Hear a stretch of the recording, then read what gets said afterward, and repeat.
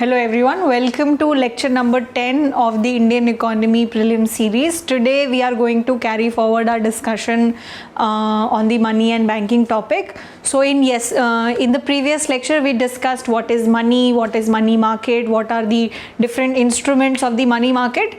Today we are going to go deeper and talk about the main body, the RBI, what it does, what are the instruments that RBI has, what are the different policies that it can undertake, what is monetary policy, what are the objectives of monetary policy. So all of those discussions are going to happen in today's lecture and it's going to be a very interesting one. So without talking more about it, let's get into the lecture. So this is our lecture number 10 on money and banking, second. Okay. So what is going to be the agenda for today? So first thing we are going to talk about what is monetary policy and what are the objectives of monetary policy. Then since we are talking about monetary policy, who makes these monetary policies, who regulates everything. So then we are going to talk about RBI, the Reserve Bank of India, who has the task of maintaining the monetary policy of the country. Then what are the objectives of monetary policy or the objectives that RBI carry forwards. And then we'll also talk about what are the instruments that RBI has. क्या-क्या instruments हैं, क्या-क्या tools हैं जिनका RBI use करता है to implement the monetary policy. इस सब के बाद we will also talk about monetary policy committee. So it's the committee which is involved with setting up of all the different kinds of rates. So ये सारे all those discussion regarding monetary policy, who is implementing it, what are the instruments, this is going to be the agenda for today. So it's a very important topic from prelims perspective, multiple years, all the years, most of the times you will definitely see more than 3-4 questions from this topic. So it's very important. So pay a good amount of attention to this lecture. All right. So the first thing, monetary policy क्या होती है और monetary policy के objectives क्या है. Monetary policy जैसे कि नाम में है money related policy. Money related policy, monetary policy, so all the policies were in interest rate, money supply, ये सब चीज़ें अगर जो भी पॉलिसी के अंडर कंट्रोल होते हैं उसको हम लोग मॉनेटरी पॉलिसी बोलते हैं. अब मॉनेटरी पॉलिसी को इम्प्लीमेंट करने के रीजंस क्या हैं, what are the objectives. If someone says this is the monetary policy, तो मॉनेटरी पॉलिसी के ऑब्जेक्टिव्स क्या क्या होंगे. So first objective is stability of external value. What is external value? कि आपकी जो करेंसी है that needs to be stable as compare to different countries currency. जैसे अभी अगर आप न्यूज़ सुन रहे हो तो आपने देखा होगा कि $1 is close to 80 rupees, almost 80 rupees. Rupee has never fallen this low ever in the history. So this is a fluctuation in the external value. So fluctuation in exchange rate of a currency, this is going to affect foreign trade and investment. So जो fluctuations in external value है वो आपके export, import, investment सब चीज़ों को affect करेंगे. तो उसको stable बनाए रखना is one of the objectives of monetary policy. Okay? उसके अलावा maintenance of domestic price level. अब आप फॉरेन करेंसी को स्टेबल रखना चाहते, अपने रुपी को compare to foreign currency stable रखना चाहते हो. अब आप अपने इकोनॉमी वाइड प्राइसेस जो हैं वो भी स्टेबल रखना चाहते हो. You don't want sometimes prices going up to high then to low. You don't want fluctuation in prices in the economy as well. So you want to maintain domestic price levels. Fluctuation in prices will also affect investment. It will also lead to increasing income disparity. So because you want to control inflation, control prices, you implement monetary policy. Okay, so काफ़ी not just monetary policy, काफ़ी सारे अलग अलग factors होंगे जो economy में prices, inflation, ये सबको अफेक्ट करेंगे. जैसे कि erratic monsoon, changes in taste, different fluctuation in world prices, oil prices change हो रहा है, ये सब भी डोमेस्टिक प्राइसेस को अफेक्ट करते हैं. सो it's not like only monetary policy affect prices, outside factors also affect it. तो monetary policy का काम है कि वो prices को अपने जो भी tools हैं उसके पास उसके through control करके रखना.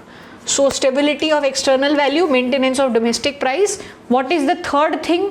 Reducing the impact of business cycle. Business cycle क्या होती है? It's the general process of so let's say this is your GDP and this is time. Okay, so you can say okay, this is GDP growth. So over time what happens? अगर एक boom का phase आ रहा है, मतलब लोग invest कर रहे हैं, ग्रोथ बढ़ रही है, जीडीपी ग्रो कर रही है, जीडीपी ग्रो कर रही है, GDP growth is maximum here. फिर क्या होता है, धीरे धीरे आपकी जीडीपी ग्रोथ कम हो रही है, फिर उसके बाद क्या होगा, जीडीपी ग्रोथ जो है नेगेटिव हो जाएगी और नेगेटिव में भी लोएस्ट होगी एंड धीरे धीरे it will keep ill start to improve. So क्या हो रहा है, आप बूम फेज में हो and then there is a recession phase also. And this boom and recession, boom bust, it's a part of how things go in the economy. So business cycle जो होती है, अब उसमें boom भी होगा, bust भी होगा, slump भी होगा, recession भी होगा. अब वो सब चीज़ें तो होनी तय हैं. अब वो सब चीज़ों के अगेंस्ट गार्ड करना और अपने आप को कंट्रोल करके रखना as an economy. You want to reduce the impact of recession, you want to reduce the impact of GDP not growing. So वो सब भी जो है काम होता है मॉनेटरी पॉलिसी का कि अपना आउटपुट जो है आप कंट्रोल करके रखो. एंड हाउ डज आरबीआई और the monetary policy does this? अपनी क्रेडिट पॉलिसी मतलब लोन देने वाली policy and interest rate policy के थ्रू मॉनेटरी पॉलिसी का काम है कि ये जो बिजनेस साइकिल्स है, this boom and bast going up and down every time, इसका इम्पैक्ट जो है उसको कंट्रोल करना, उसके इम्पैक्ट को रिड्यूस करना. सो फ्लक्चुएशंस को कंट्रोल करना, डोमेस्टिक प्राइसेस को कंट्रोल करना एंड बिजनेस साइकिल्स के जो इम्पैक्ट हैं उनको कंट्रोल करना. These are the objectives of monetary policy. Now, who is involved in the implementation of these policies? The Reserve Bank of India, which is the central bank of India, is involved and is responsible for monetary policy of this country. So, a few things about RBI. RBI, the Central Bank of India, was established in 1935, and this Reserve Bank of India was nationalized on 1st January 1949. Okay, so 2 years after independence, it was nationalized. So what is the administration and who are the people involved? The general administration and direction of RBI is managed by a central board of directors. So there is a central board of directors which consists of 20 members. अब ये 20 members में who all are there? So there is one governor, 4 deputy governor, 1 government official who is appointed by the Union Government of India to give representation to important stratas in economic life of the country. So these are the people who are involved, and along with those 4 directors, along with these people that we mentioned here, 4 directors are nominated by Union Government to represent local boards.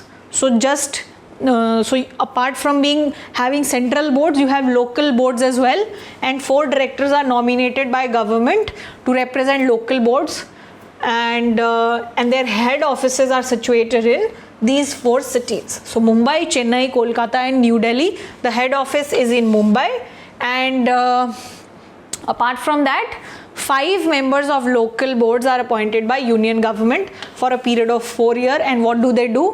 They work according to the instructions that have been given to them by the Central Board of Directors, and from time to time, depending on the situation, their advices and everything is asked on different kinds of important matters. So this is some sort of a general administration and the people involved. So there is a central board, you have a director, you have so you have a governor, 4 deputy governor, 1 government official and everything, and then you have local boards also, and 4 directors who each operate in different kinds of local different metro 4 metro cities, and the head office is in Mumbai. So these were some factual things regarding RBI.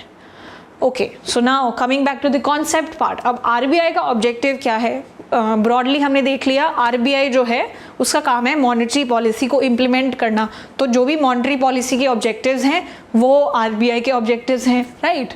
सो क्या क्या objective हैं? Okay, so issue of bank notes and keeping reserves with a view of securing monetary stability in India and generally to operate the currency and credit system of the country. So bank notes issue करना, so apart from 1 rupee note, every other currency that is issued in this country is issued by the Reserve Bank of India. Currency issue करना, reserve रखना, foreign reserve रखना, gold reserve रखना, ताकि आपकी जो currency है Indian rupee है वो उसकी strength बनी रहे. So credit system को operate करना, उधार किसको देने हैं, कैसे देने हैं, ये पूरी policy is framed by RBI. ठीक है. So the formulation, framework and institutional architecture of monetary policy of India is taken up by RBI. And what are the objectives of these? Maintaining price stability, ensuring adequate flow of credit to sustain growth momentum and securing financial stability. सो ये सारा जो भी structure है उसका main काम है price stability maintain करना, both currency में domestic and foreign, and ensuring flow of credit to sustain growth momentum. जिस भी एंटिटी को क्रेडिट चाहिए, जिसको भी उधार चाहिए, उसको मिलना चाहिए ताकि प्रोडक्टिव एक्टिविटीज़ में इन्वॉल्व रहें. And financially we are stable as a country both internally and externally. Okay. So, and one of the functions of RBI is also regulation and supervision of different financial systems. So, banks को regulate करना, different NBFCs को regulate करना, debt market, foreign exchange segments and everything, payment system, settlement system, ये सब के regulation का काम RBI caters and RBI monitors. Okay. So these were the objectives of RBI. So essentially जो भी आपके monetary policy objectives हैं उनको implement करना और जो भी institutions involved हैं उनको regulate करना is the objective of RBI. ठीक है. चलो अब pointers में बात करते हैं what are the roles of Reserve Banks of India. Okay. So सबसे पहला issuing notes, banker to the government, government का banker और bank का भी banker, bankers bank, controller of credit, credit का controller and custodian of foreign reserves. So foreign reserves का protector, custodian, वो काम भी जो है रिजर्व बैंक करता है. सो अब डिटेल में ये सारे रोल्स के बारे में डिस्कस करते हैं and let's see what these roles are after discussing few things about the RBI governor. So RBI governor कैसे अपॉइंट होता है, क्या टर्म है, क्या क्वालिफिकेशन है, ये सब. So RBI government, he or she is appointed after the proposal made by the Financial Sector Regulatory Appointment Search Committee. So there's a committee especially for searching people for these roles, and which is headed by the cabinet secretary. So this committee makes some proposal and person is picked from this particular proposal. What are the terms of terms like tenure or terms for the RBI governor? According to section 8 of the RBI Act, the governor and deputy governors shall hold office for a term not exceeding 5 years as the central government may fix when appointing them.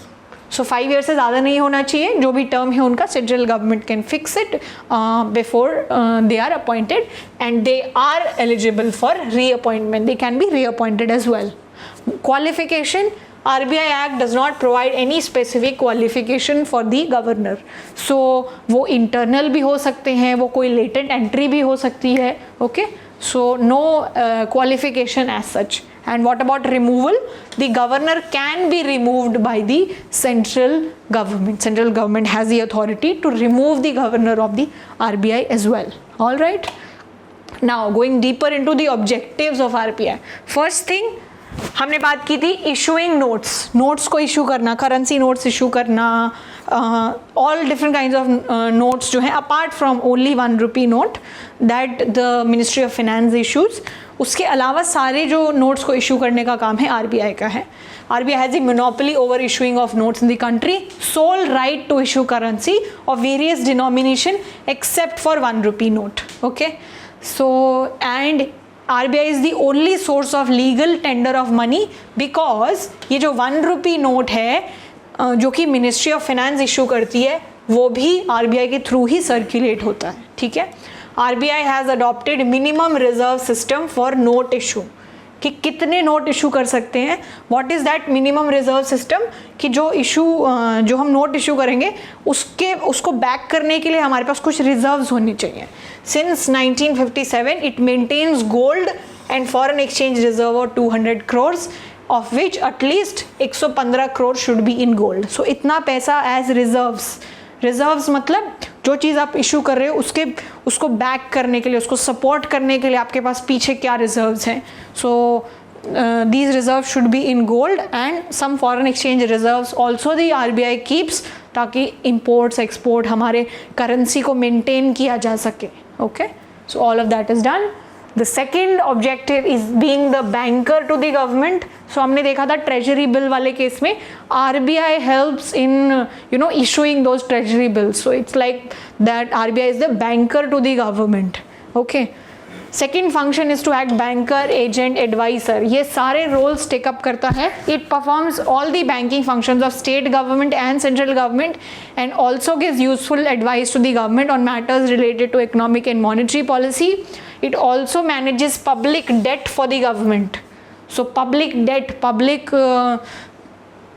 को भी manage करता है and it also channelize bank credit in favour of priority sectors.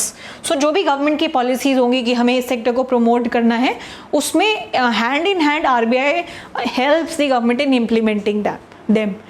And RBI has also developed institutions like IDBI, SIDBI, NABARD, NHB, etc. And it also promotes cooperative banking and the bill market. So all of this is taken care by the RBI. Apart from that, not just it's a banker to the government, it's also a banker to the banks. तो बैंकों का भी bank, lender of the last resort. There is a reason why RBI is called the lender of the last resort, कि बैंकों का भी bank, government का भी bank. Okay, so reserve bank perform the same function for other banks as these banks ordinarily perform for the customer. So मेरा bank हो सकता है Kotak, SBI, central bank of India, but वो जो बैंक है, उनका जो बैंक है वो RBI है. It regulates, penalizes and helps bank as and when needed. Okay, RBI has a special relationship with banks. It controls the amount of their SLR, statutory liquidity ratio. ये क्या होता है हम पढ़ेंगे. CRR, cash reserve ratio, and hold all or part of their reserves. So ये सब चीज़ें amount जो हैं for a bank RBI fixes, and it also keeps some part of their reserves. Banks borrow from RBI in times of need and RBI is thus called the lender of last resort.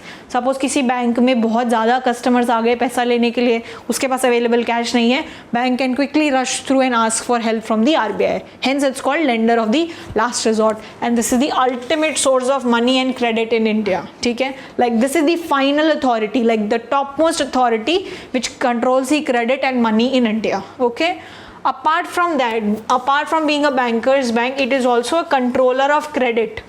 Credit मतलब जो fund आपके पास है, जिसको आप दोगे लोगों को as loans. So it is also the controller of credit. So RBI takes the responsibility of controlling credit created by commercial banks. So commercial banks ने जो डिपॉजिट्स ले लिए हैं, जो लोगों ने अलग अलग स्कीम्स में पैसे डाल दिए हैं, वो पैसा अब किस सेक्टर में जाएगा, किसको जाएगा, किस रेट पे जाएगा, ये सब जो है responsibility RBI has taken up. To achieve this objective, it makes use of different kinds of quantitative and qualitative techniques.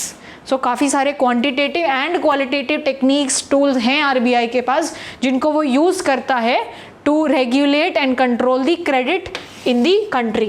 Okay? अच्छे से कंट्रोल करने के लिए काफ़ी सारे टूल्स हैं जिनको RBI यूज़ करता है. And credit is a very important tool which is used by RBI. It's the major weapon of the monetary policy used to control the demand and supply of money in the economy. So monetary policy को अच्छे से implement करने के लिए this is a very important tool. Okay. Apart from that, so we will study quite deeply what are the quantitative techniques, bank rate, repo rate, SLR, CRR, ये सब जो है quantitative techniques हैं. ओके अब credit को control करने की क्यों ज़रूरत है? ताकि क्रेडिट अच्छे से चैनलाइज हो सके, जिसको एक्चुअली में ज़रूरत है, जिस सेक्टर को ज़्यादा ज़रूरत है, जो मेरे डेवलपमेंट गोल्स हैं वो सब फुलफिल हो पाएँ। उसके अलावा इन्फ्लेशन और डिफ्लेशन को कंट्रोल करने के लिए भी आपको क्रेडिट कंट्रोल करना पड़ेगा, and to boost the economy and to facilitate the flow of volume of bank credit to different sectors and maintaining stability in exchange rate and money market of the country. ये सारी stability achieve करने के लिए आपको credit, पैसा जिसको आप दे रहे हो, कितना पैसा दे रहे हो, कितनी मनी सप्लाई है, ये सब आपको कंट्रोल करना पड़ेगा। Okay, it's also a custodian of foreign reserves, so it's a protector of foreign reserves. For the purposes of keeping foreign exchange rate stable, RBI regularly buys and sell foreign currencies and also protect country's foreign exchange fund. So foreign exchange maintain करके रखता है ताकि country की internationally एक अच्छी standing बनी रहे, and it also regularly keeps buying and selling foreign currency ताकि आपका जो foreign exchange rate है वो maintain हो सके. Just like quite recently there's been news that since rupee has fallen to 80 rupees, the RBI is thinking of a policy related to this. What are the other functions of RBI? It performs different kinds of development work like being a clearing house, arranging credit for agriculture, publishing economic data, annual reports, government securities and trade bills को buy और sell करना, loans देना government को. All of these functions are carried out by RBI. And apart from domestically doing everything, it is also the representative of government in IMF and represents the membership of India. So IMF इस तरीके के institutions में भी जो government को officially represent करता है, that role is taken up by RBI. All right. So this was an overview of different kinds of functions and objectives of RBI, which we have talked about in detail. Now we'll look at what are the different kinds of quantitative tools that RBI has at its disposal. वो सारे tools जो RBI use करता है monetary policy को change करने में. Now let's look at a few tools. Quantitative tools first. क्या क्या quantitative tools हैं जो RBI के पास हैं, जिनका RBI use करता है to implement the monetary policy. Okay, so what are the different measures of credit को control करना? Credit को control करना is one of the functions of RBI. अब वो credit कैसे control करते हैं? So the measures that we are going to talk about right now are the quantitative controls. So before that, ये सारे जो measures हम पढ़ने वाले हैं, both the quantitative and qualitative measures, these are the measures which central bank use to regulate and control the total quantum, मतलब total amount of loans that are there, total volume of loans and credit which is given by the commercial banks to people. ठीक है, different people or firms or industries. Okay, so ये सारे tools हैं जिसकी मदद से central bank अपने credit को regulate करता है. So first tool is the bank rate. अब bank rate क्या होता है? ठीक है, अब ये है RBI. This is RBI and this is bank 1, bank 2, different kinds of bank. अब ये banks को अगर पैसा चाहिए, if these banks require money, how does a bank earn money? By lending it to someone at a particular interest rate, और वो interest rate के through ही अपने पैसे कमाता है. ठीक है, lending करके ही बैंक अपना profit बनाता है. तो अब lending करनी है बैंक को, उसके लिए it needs funds. अब ये फंड जो है ये बैंक कहाँ से जनरेट करता है? कुछ तो डिपॉजिट्स हम लोग कर देते हैं, कुछ टाइम डिपॉजिट्स को वो फंड लेंडिंग नहीं कर सकता. We studied M1 can not be use for lending purposes. So जो भी आपने FD की हैं, जो टाइम डिपॉजिट्स हैं, जो टर्म डिपॉजिट्स हैं, कुछ मनी तो वो यूज़ करेगा. अपार्ट फ्रॉम दैट कुछ money it will take from RBI. ठीक है, so what is bank rate? अगर RBI से ये पैसा लेता है तो बदले में RBI को इंटरेस्ट रेट देता है, RBI से जो है वो पैसे ले लेता है. So what is bank rate? It is the rate of interest at which central bank provides financial assistance to commercial banks. So जब RBI बैंक्स को पैसे देता है तो जिस रेट पे, जिस इंटरेस्ट रेट पे पैसे मिलते हैं, that is the bank rate. It is the rate of interest which is charge by the RBI by for lending money to banks against eligible securities. So ये पैसा नॉर्मली ऐसे ही नहीं मिल जाएगा कि बैंक ने बोला कि ठीक है मुझे दे दो और RBI बोलेगा हाँ हाँ बिल्कुल आओ आप दे देते हैं. लेकिन ऐसा नहीं होगा, आपको उसके बदले में एलिजिबल सिक्योरिटीज़ देनी पड़ेगी. मतलब कुछ ऐसा करना पड़ेगा जो एज सिक्योरिटीज़ यूज़ किया जाए. तो यूजुअली बैंक्स क्या करते हैं, गवर्नमेंट जो ट्रेजरी बिल्स जो हैं उसको एज सिक्योरिटी यूज़ करेंगे और बदले में पैसे ले लेंगे. So you have to give some eligible securities. And this bank rate is also important because ये बैंक रेट ही डिसाइड करेगा कि ये वाले जो बैंक है ये बाहर पब्लिक को जो है, पब्लिक को किस इंटरेस्ट रेट में पैसे देंगे. क्योंकि अगर यहाँ पे ज़्यादा महंगा बैंक रेट है, ज़्यादा पैसे अगर इनको इंटरेस्ट रेट देने पड़ रहे हैं, तो वो सेम चीज़ यहाँ पे भी ट्रांसमिट कर देंगे, हायर इंटरेस्ट रेट चार्ज करेंगे. क्योंकि अब अगर बैंक को प्रॉफिट बनाना है तो थोड़ा मार्जिन रखना पड़ेगा. ठीक है. So this bank rate serves as benchmark for determining other rate of interest by the RBI. सो RBI भी इस रेट को यूज़ करता है to determine other benchmark repo rate, reserve repo rates. And this bank rate also determines कि public से किस rate of interest पे लोन्स प्रोवाइड किए जाएंगे.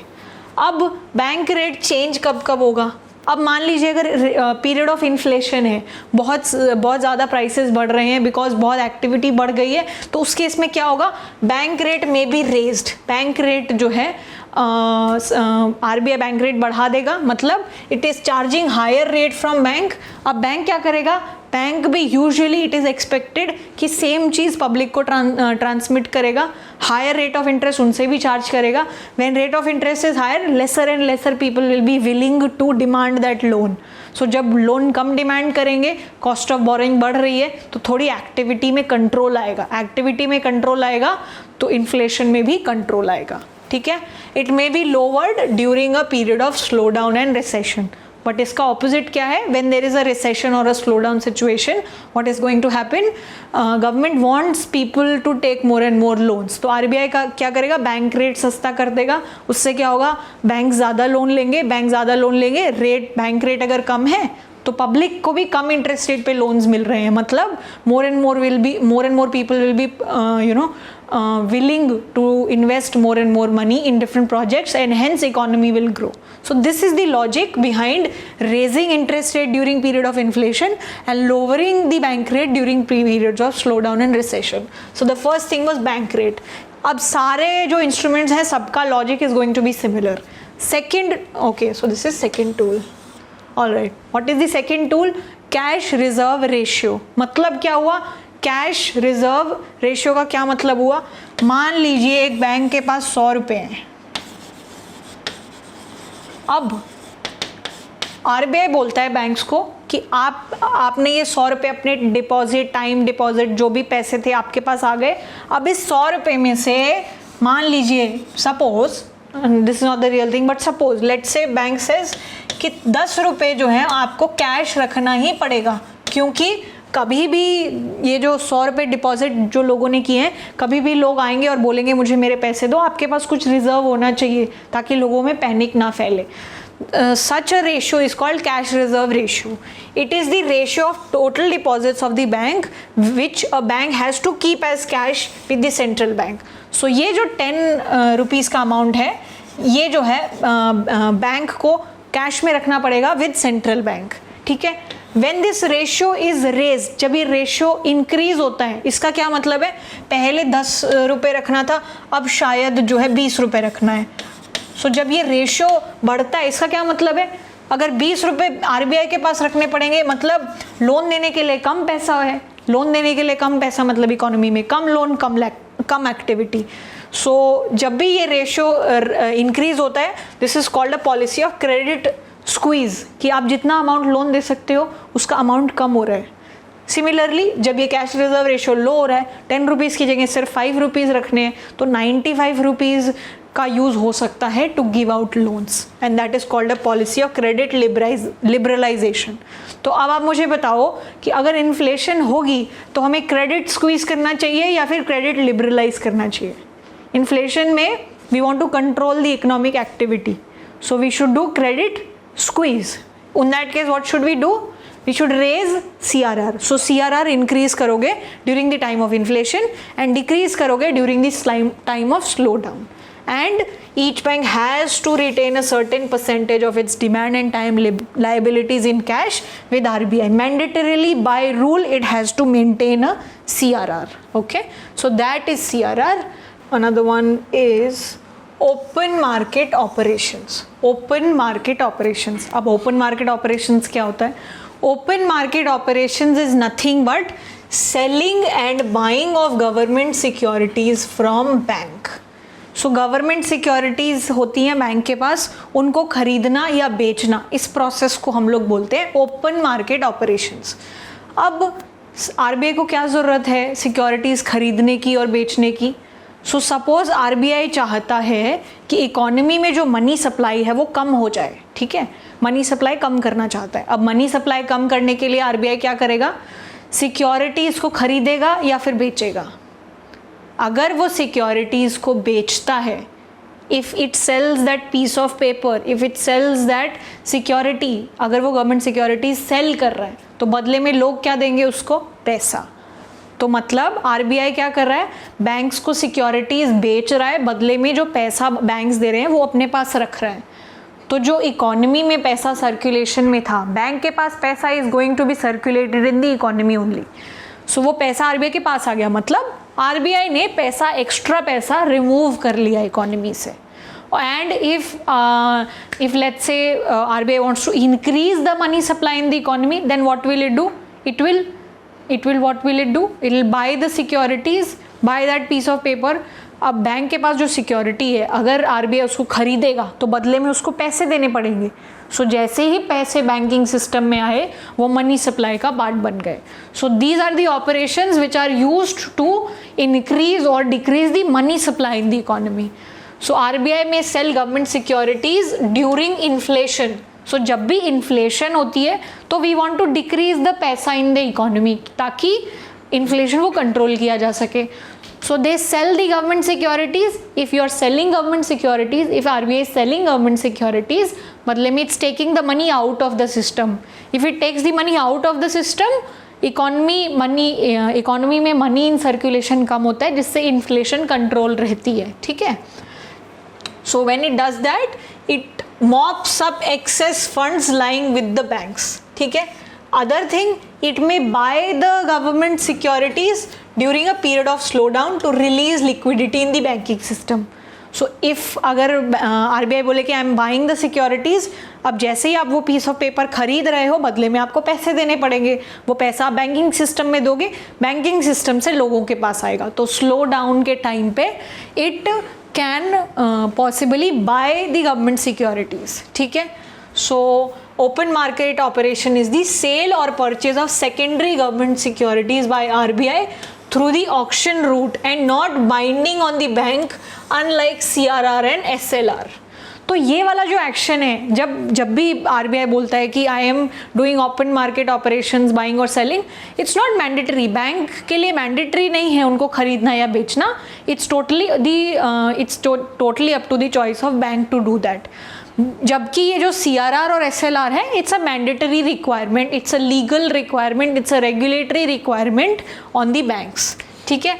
इन the period of excess liquidity, मतलब excess money in the economy, RBI will resort to sale of government securities to take the extra money out from the banks and hence reducing liquidity. So जब भी extra पैसा होगा, extra liquidity होगी system में, RBI जो है securities को cell करेगा, गवर्नमेंट सिक्योरिटीज़ को सेल करेगा, वो पीस ऑफ पेपर सेल करेगा तो बदले में एक्स्ट्रा जो पैसा उसको मिलेगा. That means RBI is drawing out extra funds in the economy. So this is open market operation. So it's simply a sale and purchase of secondary government securities.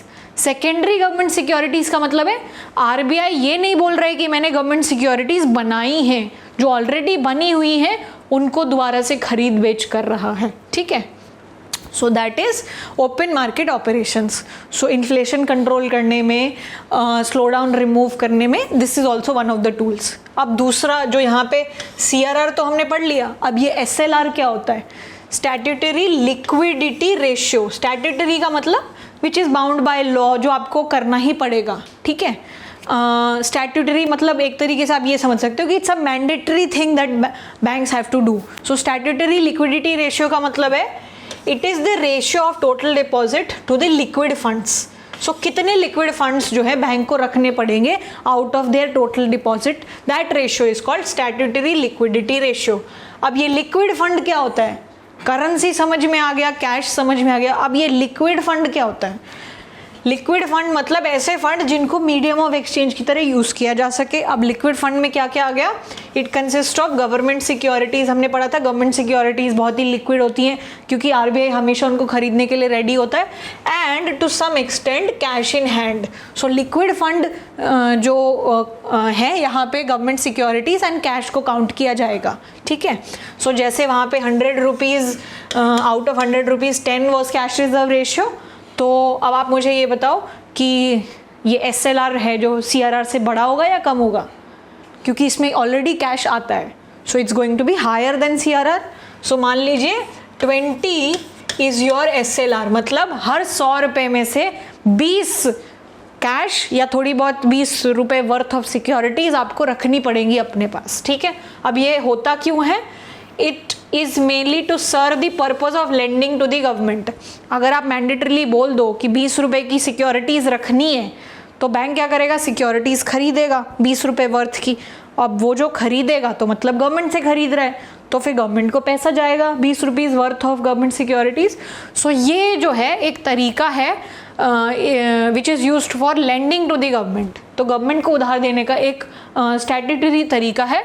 And one of other uses is to prevent a panic run on the bank. Panic run मतलब अगर मान लो bank के पास कभी भी उतना पैसा नहीं होता जिससे कि अगर सारे के सारे कस्टमर एक साथ आ जाएं अपना डिपॉजिट निकालने के लिए, तो बैंक के पास इनफ पैसा नहीं होगा और उससे क्या होगा? लोगों में डिस्ट्रस्ट फैल जाएगा, लोग डर जाएंगे कि मेरा पैसा डूब गया, और फिर सारे लोग बाहर आके अपने बैंक्स में जाएंगे, उन बैंकों के पास भी पैसा नहीं होगा। सो this will be a situation of bank run और बैंक पैनिक। तो ये बैंक पैनिक की सिचुएशन कब आती है? जब कुछ लोग जाते हैं पैसा लेने और उनको शायद पैसा नहीं मिलता। तो ये सिचुएशन अवॉइड करने के लिए it's mandatorily required to keep a certain proportion of your deposit as liquid funds, कि अगर ज़रूरत पड़े तो आप ऑटोमेटिकली उस फंड को यूज़ कर सको लोगों को अपने अपने पैसे देने के लिए, ठीक है। Okay, this is another tool of RBI which every bank is required to set aside against a certain percentage of their demand and time liabilities and retain as cash with RBI. So या तो bank cash रख दें RBI के पास, या gold रख दें RBI के पास, या फिर गवर्नमेंट सिक्योरिटीज़ में इन्वेस्ट कर दें। Banks usually prefer to invest in government securities because they give you interest. Government securities is a financial tool. It gives you interest. That is why bank prefer that. और जैसे ही वो government securities में invest करते हैं, it becomes a source of funding for the government. So this is another tool that is there. अब another important tool is repo and reverse repo rate. What is it? So repo rate, under repo rate, RBI undertakes to repurchase government securities from the banks with a commitment that it will give them back to the bank. हमने पढ़ा था repo क्या होता है? Sale and repurchase agreement. पहले आप कुछ बेच रहे हो फिर वापस आप खरीद रहे हो। सो ये जो रेपो रेट है, what does it deal with? So RBI undertakes the repurchase of government securities from the bank with a commitment that it will give them back to the banks. So let's say this is RBI, ठीक है, and this is bank. अब RBI क्या कह रहा है? It will repurchase government securities from the bank with a commitment that it will give them back to the bank. अब मान लीजिए इसके पास जो है ये जो है जी, मान लीजिए गवर्नमेंट सिक्योरिटीज़ है, तो RBI कह रहा है कि ठीक है मैं ये तुमसे खरीद लेता हूँ, ठीक है, repurchase government securities from the bank with a commitment that it will give them back to the bank. थोड़े दिन के लिए RBI अपने पास रखता है और फिर बदले में जो है लेट्स से मान ली 3 months 2 months जो भी है, उसके बाद ये गवर्नमेंट सिक्योरिटीज़ जो है RBI बैंक को वापस कर देता है, ठीक है। अब अगर RBI ने गवर्नमेंट सिक्योरिटी ली, इसका क्या मतलब है? वो पीस ऑफ पेपर लिया मतलब थोड़े पैसे दिए बैंक को, ठीक है। अब बैंक को पैसे दिए, अब बदले में आरबीआई कोई भलाई तो नहीं कर रहा है, मतलब ऑब्वियसली भलाई कर रहा है, बट बदले में उसको कुछ इंटरेस्ट तो चाहिए, क्योंकि बैंक को फ्री में चीज़ें नहीं दे सकता है वो, ठीक है। तो बदले में क्या करता है, it takes some interest from these bank, क्योंकि आरबीआई ने इनको पैसा दिया है, अब बदले में आरबीआई को कोई इंटरेस्ट चाहिए, ठीक है। सो under repos the RBI lends to commercial bank by repurchasing government securities lying with them, and therefore repo imply injection of liquidity in the banking system. तो अब क्या हुआ, आरबीआई ने ये गवर्नमेंट सिक्योरिटी ली और बोला 3 महीने बाद मैं यही सिक्योरिटी आपको दे दूंगा। सो बैंक के पास जो भी एक्सेस सिक्योरिटीज होती हैं वो आरबीआई को दे के बैंक अपने पास फंड रख लेते हैं। तो जो rate of interest bank RBI को देता है for doing this is called repo rate, इसको बोलते हैं रेपो रेट, ठीक है, कि बैंक जो इंटरेस्ट रेट आरबीआई को देता है, ठीक है, for repurchasing these government securities, ठीक है। सो this is the most frequently used tool by the RBI for managing short term liquidity even overnight. It is the same as OMO, open market operation, except that there is an inbuilt clause of automatic repurchase after a specified period. So जब हम open market operation पढ़ रहे थे that was exactly the same, but वहाँ पे क्या था, you will not give that security back. लेकिन इसमें ऑटोमेटिक क्लॉज क्या है, अभी मैंने सिक्योरिटी ली है, I will give it back to you after a particular defined period of time. So this is automatically there. So banks can keep eligible government securities over and above those kept for maintaining SLR with RBI and borrow for a short period, generally overnight, and interest paid by banks on such borrowings is called repo rate. ठीक है. So ये process करने के लिए जो interest rate bank RBI को देता है that is called repo rate. ठीक है. अब इसका रिवर्स क्या होगा, रिवर्स रेपो रेट मतलब कि अगर बैंक के पास एक्स्ट्रा पैसा है और बैंक बोलता है कि एक काम करो, मुझे थोड़ी सी सिक्योरिटीज दे दो, बदले में पैसा ले लो मुझसे. ठीक है. अब अगर बैंक्स जो है पैसा दे रहे हैं आरबीआई को और बदले में गवर्नमेंट सिक्योरिटीज रख रहे हैं, तो बैंक क्या कर रहा है, पैसा आरबीआई को दे रहा है, थोड़े देर के लिए गवर्नमेंट सिक्योरिटीज अपने पास रख रहा है और थोड़े स्पेसिफाइड पीरियड ऑफ टाइम के बाद वो पैसा वापस आरबीआई उसको दे देगा. तो now banks have given the money to RBI, so they will want a interest rate on that money and that will be called reverse repo rate. So repo क्या होगा, RBI taking securities and giving money to the bank. What is the reverse of it? Banks giving money to the RBI and getting the security. So इसको बोलते हैं reverse repo rate. ठीक है. So this was repo rate and reverse repo rate. अब usually ये use क्या होता है, short term borrowings करनी है, quickly पैसा चाहिए, maybe there is some need, वो सब जो चीज़ें हैं उनके लिए short period funding के लिए usually जो है repo rate का use होता है. ठीक है. अब इसके अलावा if we talk about, अब एक चीज़ है marginal standing facility.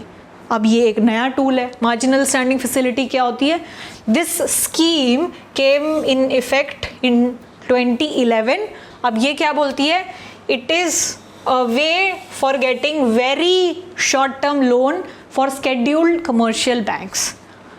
ठीक है. बहुत ही शॉर्ट टर्म के लिए अगर आपको पैसे चाहिए, फंड्स की नीड है, तो आप इस फैसिलिटी का यूज़ कर सकते हो. सो MSF रेट जो है, it is the rate at which these banks can borrow funds overnight from RBI against government securities. So अपनी government securities के बदले में banks जो पैसा ले सकते हैं borrow overnight from the RBI, that is called MSF rate. ठीक है. अब ये यूज़ कहाँ होता है, क्या ये तो बहुत सारे टूल्स हो गए, ये टूल का स्पेसिफिकली यूज़ कहाँ हो गया, जब बहुत ही आपके पास इमरजेंसी सिचुएशन, आपकी सडनली बहुत शॉर्टेज पड़ गई है फंड्स की, उसको अगर फुलफिल करना है, then this facility is use. So bank use MSF during severe cash shortage और एक्यूट शॉर्टेज ऑफ लिक्विडिटी. बहुत ही प्रॉब्लमेटिक शॉर्टेज हो गई है आपके पास कैश की, उस केस में you will use MSF which is marginal standing facility. ठीक है. अब सिमिलरली क्या चीज़ है, लिक्विडिटी एडजस्टमेंट फैसिलिटी. सो इसके बारे में हम ऑलरेडी बात कर चुके हैं. लिक्विडिटी एडजस्टमेंट फैसिलिटी जो रेपो रेट और रिवर्स रेपो रेट है, these are parts of the liquidity adjustment facility of RBI. अब लिक्विडिटी एडजस्टमेंट फैसिलिटी क्या है? लिक्विडिटी को एडजस्ट करना, मतलब the amount of money that is there, if you want to adjust that is called liquidity adjustment facility. It allows the RBI to manage market liquidating on a daily basis and to send interest rate signals to the market. So अब quickly अगर bank को suddenly कुछ reflect करना है कि okay बहुत inflation हो गई है, now we want to control it, we want to tackle it, so quick तरीके से अगर आरबीआई को कोई सिग्नल सेंड करना है, it can use this. And LAF which is liquidity adjustment facility, it operates through repo and reverse repo auctions. So it occurs through repo and reverse repo auctions, और जो भी securities के साथ वो repo या reverse repo process को implement कर रहे हैं, ठीक है। So day to day basis पे अगर आपको लिक्विडिटी मैनेज करनी है in the economy, that is done through repo and reverse repo processes, okay. All right, so काफ़ी सारे इंस्ट्रूमेंट्स हमने पढ़ लिए हैं। So let us check for a moment कि हमें how much do we remember. So this came in 2013 prelims paper. In the context of Indian economy, open market operations refers to. So अब open market operation का क्या मतलब है, ठीक है? Is it borrowing by scheduled banks from the RBI? Is it borrowing? No. Lending by commercial bank to industry and trade? No, this has nothing to do with. This is simply related to buying and selling of government securities, ठीक है। So what is the third option here? Purchase and sale of government securities by the RBI. So this is exactly what is open market operation. So apart from CRR, SLR, अगर willingly कोई bank चाहता है buy sell करना, so they can avail this facility of RBI. So RBI can, so basically RBI can sell or purchase securities, and any bank who wishes to participate can participate, ठीक है। So this is nothing but sale and purchase of government securities by the RBI. ये तरीका है economy में money supply को maintain करने का, okay. So one more question, let's see. When the Reserve Bank of India reduces statutory liquidity ratio, ठीक है, अब क्या हुआ? SLR जो है reduces by 50 basis point. So this is reduced, decreases. SLR जो है decreases. Which of the following is likely to happen? So मान लीजिए 100 रुपीज़ डिपॉजिट था, उसमें से पहले बोला हुआ था कि 20 रुपीज़ जो है आपको एज लिक्विड फंड्स रखने हैं। अब क्या हो गया? SLR हैज़ डिक्रीज्ड, सो 20 से अब वो क्या हो गया? 15। अब उन्होंने बोला कि अब आपको सिर्फ 15 रुपीज़ जो है वो एज अपना लिक्विड फंड्स रखने हैं। अब इस प्रोसेस से क्या होना चाहिए? Let's look at the options. India GDP growth rate increases drastically, foreign institutional investor may bring more capital into the country, scheduled commercial banks may cut their lending rates, it may drastically reduce the liquidity to the banking system. So अगर ये 15 हो गया है तो liquidity तो बढ़ गई है। पहले 80 रुपीज़ अमाउंट था जिसका कुछ यूज़ हो सकता था, अब क्या हो गया है वो 85, तो लिक्विडिटी तो रिड्यूस नहीं हुई है, ठीक है, ओके। फॉरेन इंस्टीट्यूशनल इन्वेस्टर में bring more capital into the country, that is also not, we are not sure that will happen. Suddenly India's GDP growth rate will increase drastically. Such a drastic thing is also not going to happen. So the C part is scheduled commercial banks may cut their lending rate. अब आप खुद देखिए, पहले जो है 80 rupees थे banks के पास, अब जो है 85 रुपीज़ हैं, तो बैंक के पास ज़्यादा फंड है लोन करने के लिए। अब फंड ज़्यादा है, अगर आपको प्रमोट करना है कि लोग ज़्यादा से ज़्यादा लोन लेने आए तो आपको इंटरेस्ट रेट जो है रिड्यूस करना पड़ेगा, right. And this is exactly what scheduled commercial banks might do.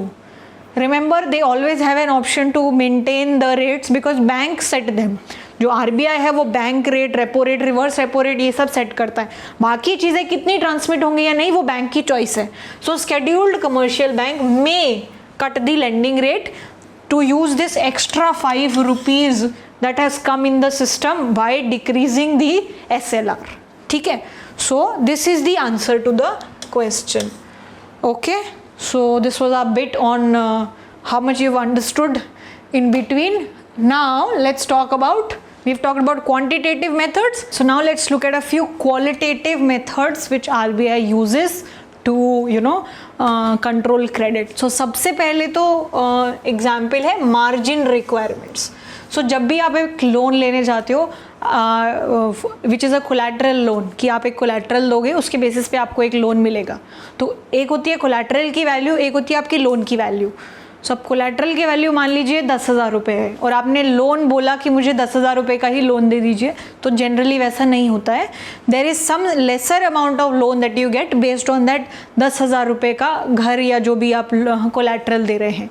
सो अगर आप वो मार्जिन बढ़ा दें, मान लो पहले 5,000 का लोन मिल जाता 10,000 की कोलैटरल के अगेंस्ट, अब अगर आरबीआई बोले कि 10,000 कोलैटरल के अगेंस्ट हम सिर्फ 4,000 का लोन दे देंगे, तो ये एक तरीका है of the RBI to maintain different kinds of margin requirements. So अगर ये मार्जिन बढ़ जाता है तो lesser loan is given. So that is one तरीका. दूसरा तरीका कंज्यूमर क्रेडिट रेगुलेशन. अब कंज्यूमर्स को कितने लोन मिल रहे हैं उसको रेगुलेट करना. So whenever you take loan you have to, let's say you buy a car, you have to make some down payments. अब अगर आरबीआई डिफरेंट प्रोडक्ट्स के लिए डाउन पेमेंट्स कितनी होनी चाहिए, कितना लोन मिलना चाहिए, ये सब चेंज कर देगा. That could also become one way of credit control. So it can set the limits for maximum or minimum level of down payments and what could be the period of payment for different kinds of products. So ये भी हम लोग RBI कर सकता है. It can issue various kinds of guidelines, bulletin, warning to different kind of banks. अगर कोई भी उसको लगता है कि it's going not going in a good way, not maintaining the balance properly, it can issue oral, written, appeals, guidelines, warnings. Rationing of credit. Bank RBI जो है बोल सकता है कि इस सेक्टर में सिर्फ इतना ही पैसा जाना चाहिए, एग्रीकल्चर को प्रमोट करना है. It's a way in which RBI seeks to limit the maximum amount of loan and advances and in some cases fix ceiling for specific category of loan and advances. अलग अलग category of loans के लिए क्या क्या amount set होने चाहिए वो भी सेट कर सकता है. Other policies moral suasion. So you heard of the term persuasion, persuade करना, किसी को इन्फ्लुएंस करना. मोरल सुएशन इज लाइक आप मोरली जो है परसुएड करने की, इन्फ्लुएंस करने की कोशिश कर रहे हो. So in this what you are saying, RBI can persuade the commercial banks to cooperate with the general monetary policy. So RBI क्या कर सकता है, बैंक रेट, रेपो रेट, ये सब चेंज कर सकता है. अब वो बैंक रेट पे जो बैंक है, लेट्स से SBI, PNB, कोई भी कमर्शियल बैंक, अब वो किस रेट पे लोगों को लोन देगा, that is on the banks choice. अब हो सकता है कि RBI ने अपना रेट डिक्रीज कर दिया हो बट बैंक नहीं कर रहे हो, तो RBI बोल सकता है कि देखो भैया प्लीज़ हमने जो है रेट डिक्रीज कर दिया है, आप भी जो हमने किया है उसको आगे पब्लिक तक पहुंचाओ, तभी उस चीज़ का इम्पैक्ट होगा. ठीक है. So it can persuade the commercial banks to cooperate with the general monetary policy. जो भी स्टांस है आरबीआई का उसको प्लीज़ प्रमोट किया जाए.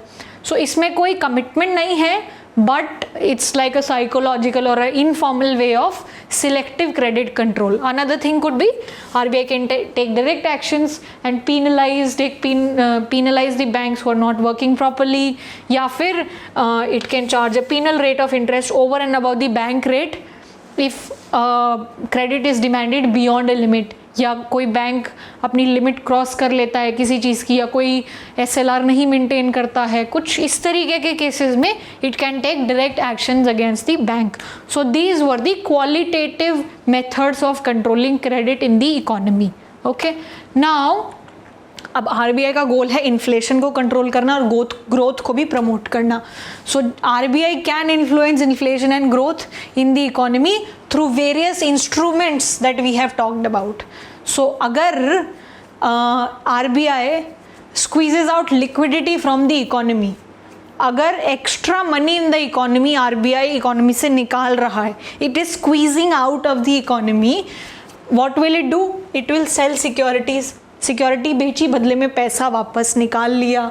इंक्रीजिंग रेपो रेट, जो रेट बैंक देगा वो बढ़ा दिया, तो बैंक जो है कम पैसा लेना चाहेगा आरबीआई से, increasing CRR cash reserves ratio, तो डिपॉजिट का ज़्यादा अमाउंट कैश में रखना पड़ेगा, तो जो इकोनॉमी में पैसे देने के लिए कम पैसे बचेंगे, ठीक है। ये सब तरीकों से it can remove the liquidity out of the system. So इससे क्या होगा, demand in the economy is reduced, कम लोगों को लोन मिल रहे हैं, कम लोग डिमांड करेंगे चीज़ों की, एंड इससे जो है inflation will be under control. But कई बार होता है इन्फ्लेशन डिमांड साइड की वजह से नहीं बढ़ती, सप्लाई साइड की वजह से बढ़ती है। सप्लाई साइड मतलब जैसे कि लेट्स से हम ऑयल इंपोर्ट करते हैं, उसका प्राइसेस बहुत बढ़ गया है, कुछ सीजनल एस्पेक्ट है, मॉनसून अच्छा नहीं है। If those are the factors, RBI will have lesser influence on those factors because those factors are not under RBI's control, ठीक है। Similarly, अगर आप liquidity increase कर देते हो, आप system में पैसा डाल रहे हो, if you are increasing the liquidity in the economy, मतलब लोगों के पास ज़्यादा पैसा होगा, इंडस्ट्रीज़ के पास ज़्यादा है पैसा इन्वेस्ट करने के लिए, इससे जो है इकोनॉमिक एक्टिविटी जो है इम्प्रूव होगी, ठीक है, बट इससे इन्फ्लेशन भी बढ़ेगी। सो हम क्या देख रहे हैं, आरबीआई जो भी मेजर्स ले रहा है इन्फ्लेशन को कंट्रोल करने के लिए, उससे ग्रोथ थोड़ी सी हैम्पर होती है, थोड़ी सी हर्ट होती है, एंड जो इकोनॉमी बूस्ट करने के लिए यूज़ कर रहा है उससे थोड़ी सी इन्फ्लेशन कॉज होती है। So that is why RBI needs to maintain a balance, ठीक है। चलो ओके, अब इसके अलावा जो भी हमने different kinds of quantitative controls, quantitative methods of credit control पढ़े, उनकी करंटली अभी के टाइम पे when I am recording this on 21st of July, sorry 21st of July, these are the rates that are there. So SLR statutory liquidity ratio is 18%, मतलब हर 100 रुपये में से 18 रुपये लिक्विड फंड्स रखने हैं बैंक को। रेपो रेट इज 4.90%, मतलब अगर आरबीआई गवर्नमेंट सिक्योरिटीज़ खरीद रहा है और बदले में बैंक को पैसे दे रहा है, तो ये जो रेट ऑफ इंटरेस्ट है जो बैंक आरबीआई को देगा दैट इज़ 4.90%, ठीक है। Reverse repo rate is the 3.35%, मतलब जो रेट अगर आरबीआई इससे पैसे ले रहा है और यहाँ पे सिक्योरिटीज़ रखी हैं, तो जो रेट आरबीआई बैंक्स को देगा that is 3.35%. Usually RBI will give a lesser amount as interest to banks. Marginal standing facility 5.15%, मतलब इमरजेंसी के केस में at this interest you can borrow from the RBI.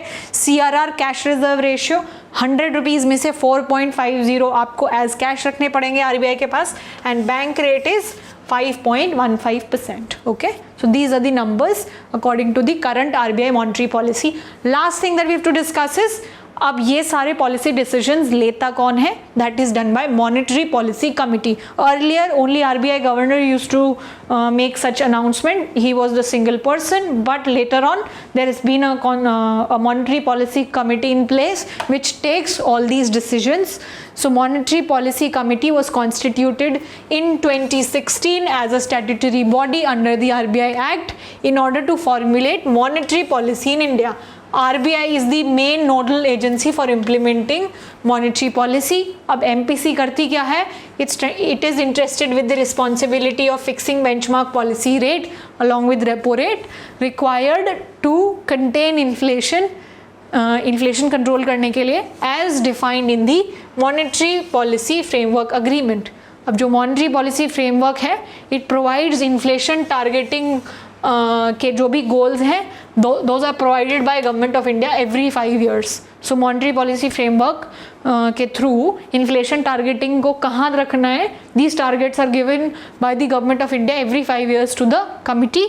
अब ये कमिटी में होता कौन कौन है, it is a 6-membered committee. 3 members are from the RBI, 3 members are from the outside which are appointed by the central bank.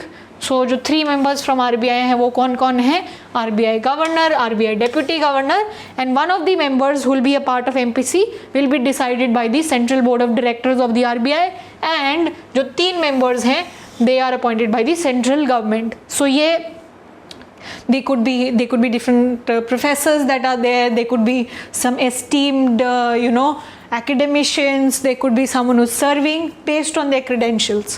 And what are the terms? So the members of MPC can hold office for a period of 4 years and they are not eligible for reappointment, and the central government has the power to remove any of the nominated members. So any of these 3 members that they have nominated, they have the power to remove those members out of the committee. Okay, so this was our entire discussion on RBI monetary policy. What are the tools, what are the objectives, what does MPC do, what does RBI do, how does it control inflation, and all of that. So today we discussed everything regarding monetary policy committee and what are the different tools. All right, let's do some questions now. So this came in 2016.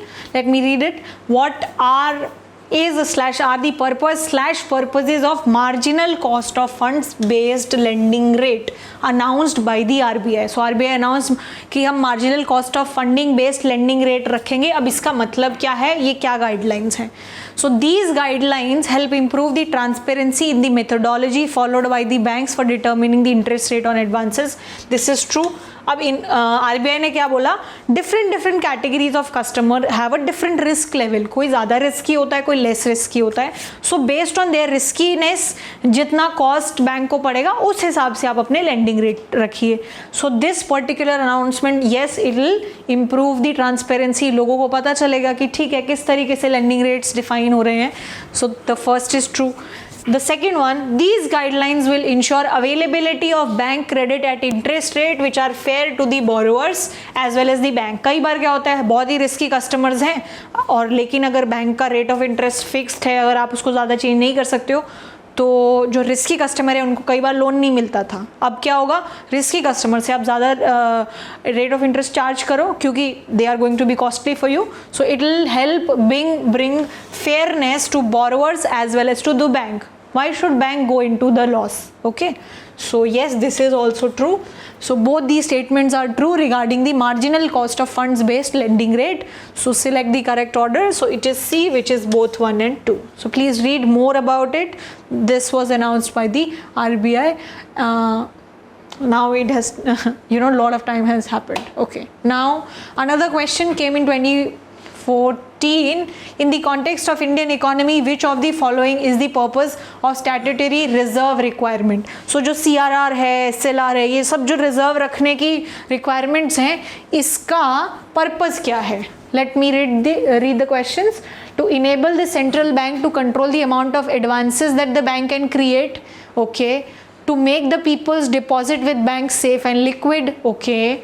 To prevent the commercial banks from making excessive profits. Okay, to force the banks to have sufficient vault cash to meet their day-to-day requirements. So अब RBI ये तो नहीं चाहता ना कि banks profit ना कमाए. So that is not one of the criteria. To force the banks to have sufficient vault cash to meet their day-to-day requirements. So they also don't want to force the banks to have that much amount of cash to meet their day-to-day requirements. अब RBI इस policies के through क्या चाहता है कि लोग अगर आए बैंक के पास पैसे लेने के लिए तो बैंक के पास पैसे हों देने के लिए उनको. And this is also one of the instrument that RBI has based on कि बैंक कितना क्रेडिट जनरेट कर सकता है. अगर बैंक चाहता है कि ज़्यादा क्रेडिट, इफ़ RBI वांट्स कि बैंक जनरेट मोर क्रेडिट, सो वो ये रिक्वायरमेंट को रिड्यूस कर सकते हैं. लेस क्रेडिट तो इस रिक्वायरमेंट को बढ़ा सकते हैं. So this is a instrument.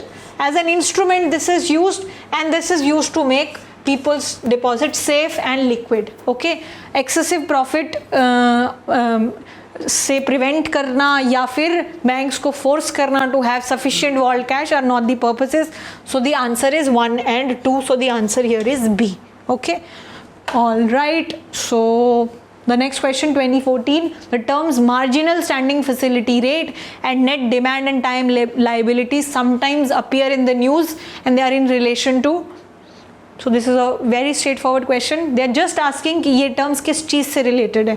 Banking operation, communication, networking, military strategies, demand and supply of agriculture products. No, no, no, and yes. So the answer here is A. Okay, because yes, these are banking related, banking operation related terms. All right. If the interest rate is decreased in the economy, it will. अब interest rate अगर economy में decrease होता है, so interest rate decrease होने से सबसे पहले क्या होता है, एक तो इंटरेस्ट रेट डिक्रीज हो रहा है तो क्या हो रहा है, अब जिसको जिसको लोन चाहिए वो सस्ते में लोन ले सकता है, मतलब कॉस्ट ऑफ बोरोइंग जो है कम हो गई है, ठीक है। अब इंटरेस्ट रेट अगर डिक्रीज हो गया तो इससे क्या होगा, decrease the consumption expenditure in the economy. नहीं, ऐसा नहीं है, अगर इंटरेस्ट रेट बढ़ता तो लोग ज़्यादा सेविंग करते तो कम कंज्यूम करते, घटने से ये प्रॉब्लम नहीं होगी। Okay, so this is not true. दूसरा है increase the tax collection of the government. अब इंटरेस्ट रेट से टैक्स कलेक्शन किस तरीके से रिलेटेड है, we can not directly say that. Increase the investment expenditure in the economy. अब interest rate कम है मतलब कॉस्ट ऑफ बोरोइंग कम है, मतलब it's likely that yes people are going to invest more. अब बोरो करना सस्ता हो गया तो लोग नए नए प्रोजेक्ट्स में ज़्यादा इन्वेस्ट करेंगे, so this can potentially increase the investment expenditure in the economy. Third is increases the total savings in the economy. अब इंटरेस्ट रेट जब आप कम कर रहे हो तो saving is not that lucrative, so this will also not be the case. So since we are not very sure about this one कि tax collection, अब इंटरेस्ट रेट डिक्रीज करने से क्या होता है, एक्टिविटी बढ़ी, इनकम बढ़ी, उससे शायद टैक्स कलेक्शन इंक्रीज हो या ना हो। This is not a short thing, this is a short thing, so the answer here is C. Interest rate cut make investment cheaper, which make investment expenditure in the economy go upward. Okay, all right. The Reserve Bank of India regulates the commercial banks in the matters of, क्या क्या matters में Reserve Bank banks को regulate कर सकता है, liquidity of assets, yes हमने देखा था, branch expansion, merger of bank, winding up of bank, so all the banking related regulation and aspects, all these aspects are under the purview of Reserve Bank of India and it regulates all of them. Hence the answer here is D, which is 1, 2, 3, 4. All right. Okay. Now we are almost at the end. An increase in bank rate generally indicates that, अब RBI है, this is RBI and this is bank. अब bank rate जो है वो बढ़ गया है, मतलब the rate at which bank can borrow money from the RBI has increased. इसका क्या मतलब है, market rate of interest is likely to fall. No, generally जो मार्केट रेट है वो बैंक रेट के प्रोपोर्शन में ही चलेगा। Central bank is no longer making loans to commercial bank. No, this is not true, it's just increase bank rate. Central bank is following an easy money policy. क्या easily पैसा मिल रहा है, जब आप इंटरेस्ट रेट बढ़ा रहे हो तो आप मुश्किल कर रहे हो पैसे लेने को। सो central bank is following a tight monetary policy, so it's not easy, not, this is true. The central bank is following a tight money policy. Matlab, if you want to get money, you have to pay more now. Okay, so the answer here is D. Central bank is following a tight money policy. Finally, the last question for today: supply of money remaining the same, demand for money there will be. Okay. Oh, okay. All right. I think we did this in the previous class. What is the answer going to be? If supply of money is the same, there is an increase in demand for money. Interest rate should go up or down. It should go up ताकि लोग cash की कम demand करें, ज़्यादा save करें, ताकि money demand and supply जो है equilibrium में आ सके. So increase in rate of interest. Alright, so this is the final question for today. This came in prelims 2016. Which of the following statement is correct regarding MPC? So it decides RBI's benchmark interest rate. This is true. It is a 12-member body including governor of RBI and it is constituted every year. No, it's a 6-membered body, so that is false. It functions under the chairmanship of Union Finance Minister. So this is also not true. Two statements are wrong, only the first one is true. So the answer here is one only, which is A. कि RBI benchmark rates decide करता है. It's a 6-membered policy. So with that we come to an end for today's lecture, wherein we discussed all about RBI policy, instruments and everything. In the next lecture we are going to go deeper into the banking system of India, commercial banks, scheduled commercial banks, different kinds of banking institutions and initiatives. So till then, take care, keep practicing and have a good day. Thank you so much.